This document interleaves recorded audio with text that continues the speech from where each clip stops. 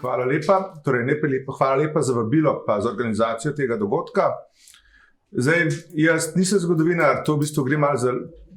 Ta referat je pač nastal na podlagi pogovorov s sodelavci, starejšimi sodelavci, o tem se veliko pogovarjamo, razmišljamo in želimo se predvsem na podlagi tega, kaj je bilo naučiti, da se napake naprej ne bi ponavljale.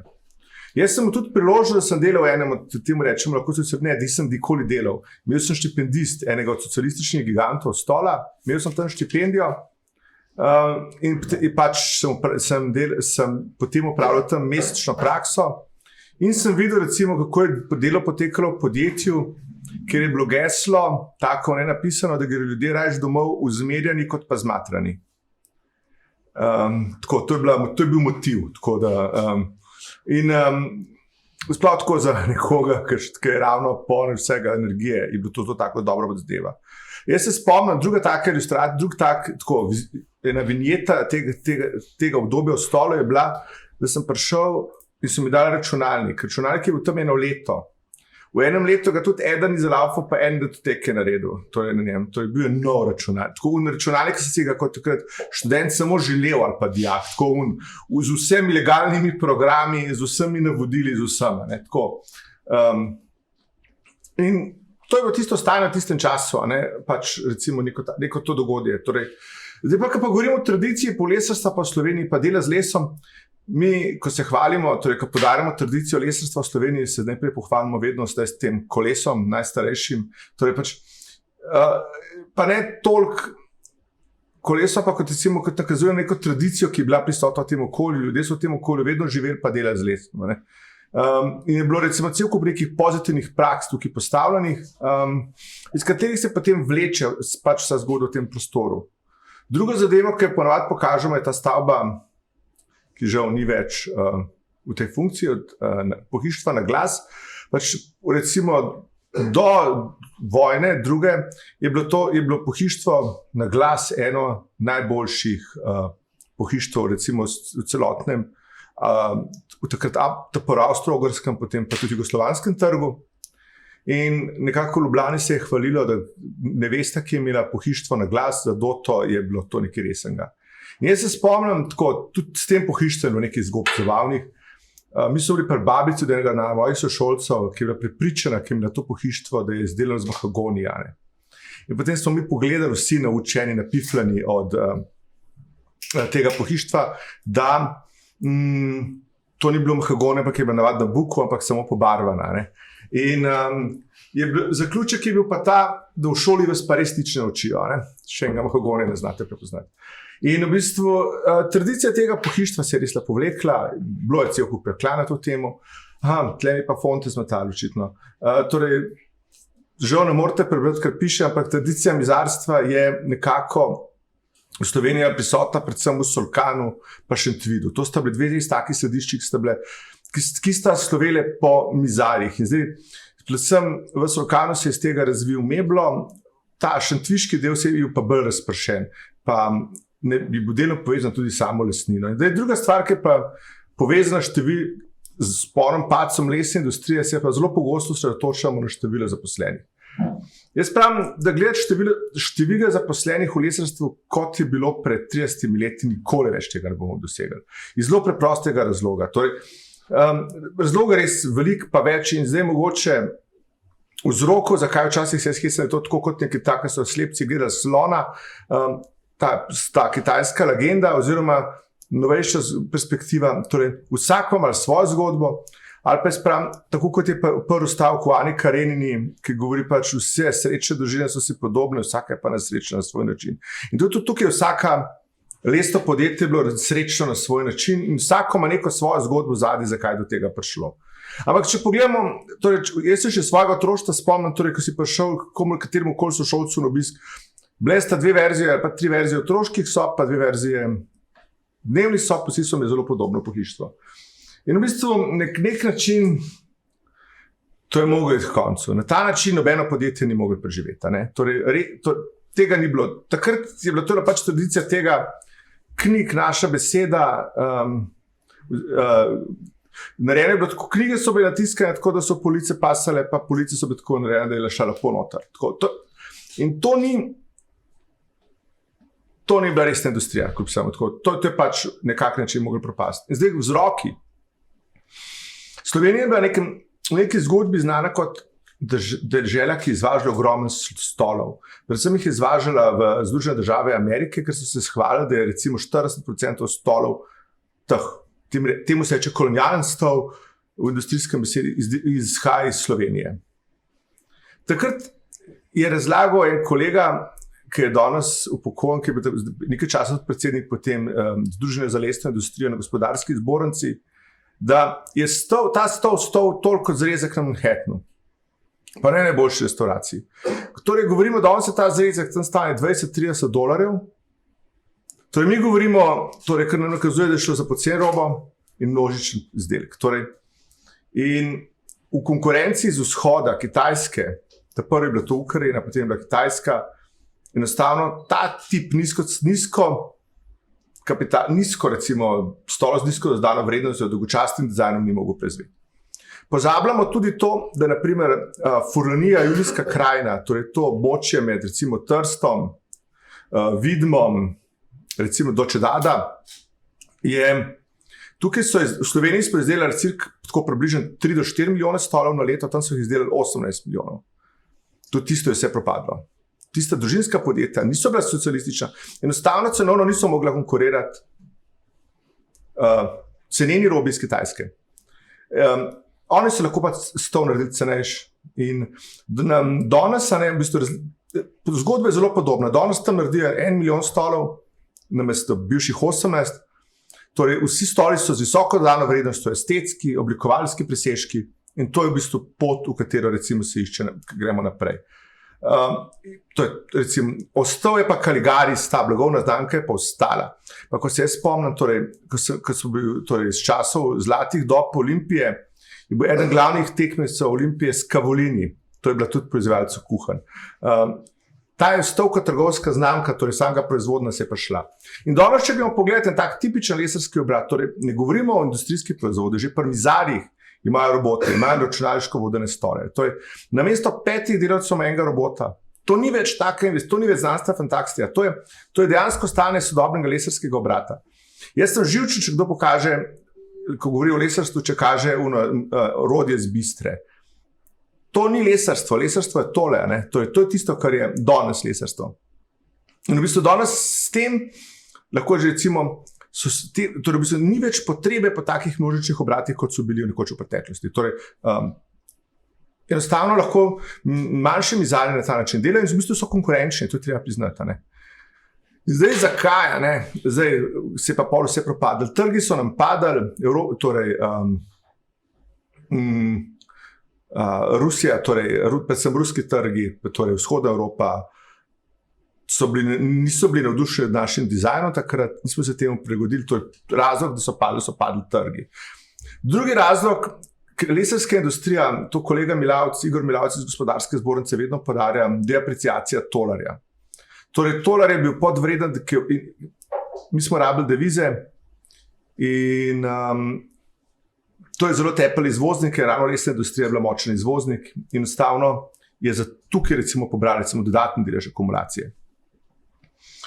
Tretji razlog, država se je v enem obdobju odločila, da industrija ne bo več tako podpirala, kot je podpirala v preteklosti. Zdaj, države so se, če pogledamo tako z industrijskega stališča, so sledile dvema zgledoma. Eden je bil ta recimo nemški. Nemčija je ohranila grozen, relativno velik del proizvodne, 50% BDP-ja v Nemčiji še vedno predstavlja proizvodnja, torej še kot največja sila je tam, torej industrijska. Torej Velika Britanija je pa šla bolj proti storitvam. In takrat je bila nek cilj Slovenije, da se mogoče bolj usmerja proti storitvam kot proti industrijski proizvodnji. In zato se industrijske proizvode ni načrtno podpiralo v recimo letih 90 do leta 2005, recimo za časa Drnovška. Danes je ta politika spremenila, tudi kot globalizacija se je spremenila, pogled na to se spremeni in se zopet podarja pomen kratkih proizvodnih verig, torej se vračamo nazaj. Četrti razlog, torej tole je nekoč bil stol, danes je Hofer, danes je Eurospin, Kik, Špar. Zemljišča to je en primer, podobnih primerov imamo skoraj vseh. Torej, zemljišča so bila v bližini naselij. Imela so ceno in To je bilo najlažje naučiti ta dobiček kratkotrajen. Zdaj, za nazaj lahko biti pameten, ampak ta Mencigerjev predlog je bil, da bi pač zemljišča po recimo kitajskem zgledu ostala last države, ni slab. Pač in danes imajo podjetja težavo recimo dobivati industrijska zemljišča. In zdaj, kje smo, mogoče tukaj moram še povedati, zgodili so se seveda tudi menedžerski prevzemi tukaj. Tudi tukaj se na koncu, to so bile pa še zadnji žeblji v krsto, menedžerski prevzemi, krediti in te stvari. Vzrokov je še več. Prvi ukrep leta 1991-1992 je bilo ukinjanje razvojnih oddelkov. IKEA, ne IKEA ta, ki bo zdaj tam nastala, ampak delo za IKEA. Podjetja, ki so delala več kot 30-40% za IKEA, so vsa propadla. Enostavno. IKEA je pustila premajhen delež, pretanko namazan z maslom, kruh je bil in to je mogoče recimo preživetje podaljšanje agonije za 5 let, ampak danes je IKEA pač našla druge žrtve druge. Meni osebno, torej na srečo, kar se tega tiče, ko je IKEA prišla v Slovenijo, zdaj tudi kot prodajalnica pohištva, to slovenskih podjetij ni prav strašno prizadelo, ampak zato, ker so že bila prilagojena na to, torej ljudje, ki se odločijo za slovensko pohištvo, so praviloma kupci višjega cenovnega razloga in v bistvu ne kupujejo tega. Oni ne želijo tega uniformiranosti iz IKEA. Vsi pa gledamo nazaj z nostalgijo in gledamo stavbo Slovenija lesa, ki bo nekoč recimo ponosen tržnik, prodajalec slovenskega pohištva.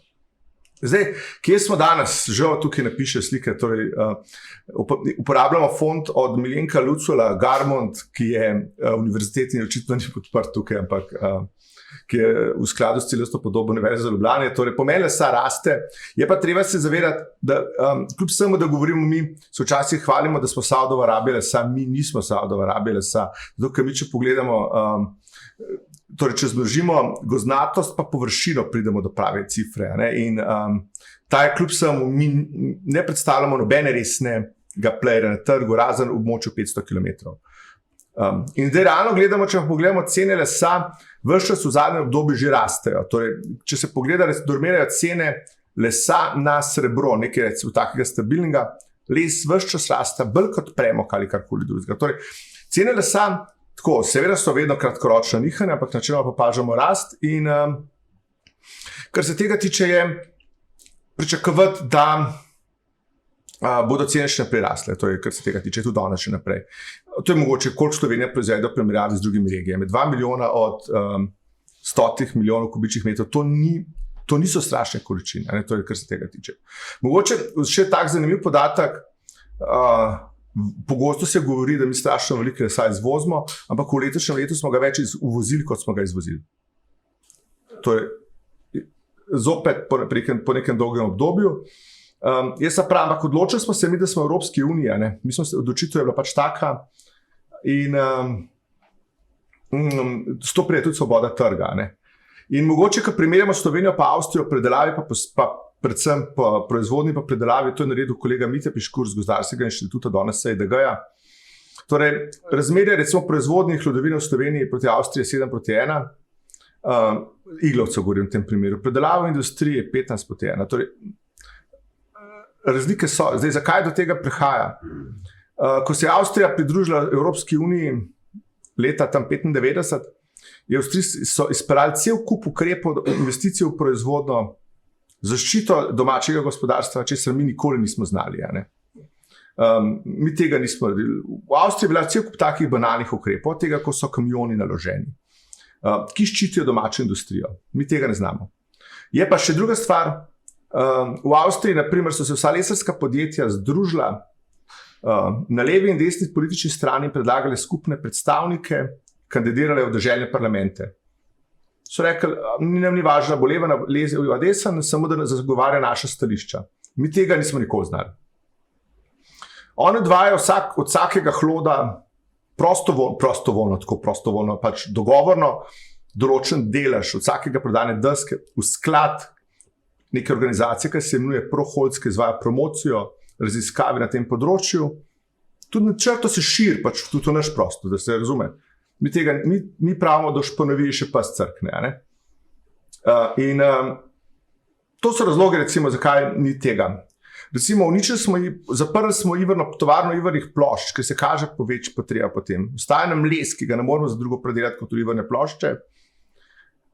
Podjetje Duopol, ki tukaj vlagajo v Evropi, dva brata, ki sta na videz skregana, obvladujeta 90% proizvodnje ivernih plošč v Evropi, sta zaračunala, če zapreta tovarno ivernih plošč v Sloveniji, se jim investicija povrne v 2 letih. Z višjo ceno. Vse to so bile pametne podobe in tudi mi smo tukaj včasih do podjetij, ki so pri nas pripravljeni investirati malenkost, ko se temu reče, neodprti, se bojimo tega.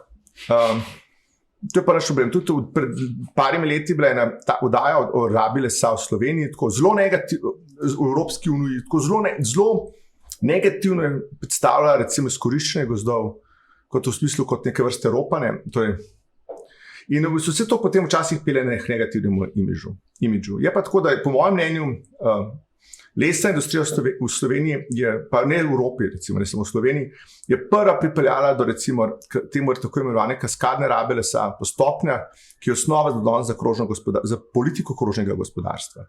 Tako da jaz mislim, da kar se tega tiče, mene za lesarstvo v Sloveniji ne skrbi, razvijala se bo, ne pa nujno tako, kot si želimo, pa ne nujno v smeri, ki si jih želimo, pa predvsem zaenkrat resnično temelji na manjših podjetjih. Torej podjetjih, za katera pogosto jih niti ne poznamo in za nje niti ne slišimo.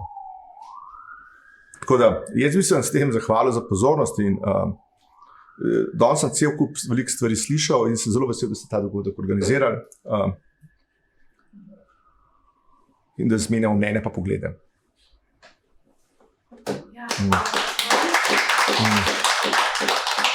Zdaj pa zelo na hitro, jaz vem, da je zagotovo še kakšno vprašanje, ampak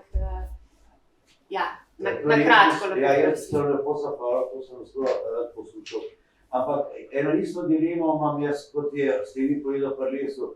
Poglejte, kdaj se pri nas pojavi že vrhunska keramika v praznu dolini. In kakšna je danes slovenska keramika, pa tudi ni. Ali pa je klaska industrija? Ja, tudi pa dobro, te vde so bile že. Ampak ravno pri keramiki, kot je, bi rekel, vine pa vsega, ampak ene lepe slovenske keramike, da što dobite. In pri lesu pravzaprav pažem niso. Imamo neke tradicije, spomnim se teh naglasovih stolov, pa tako naprej. V zadnjem paraku si ga pravzaprav videl, ampak tega danes ni več, še popraviti, da ne moreš.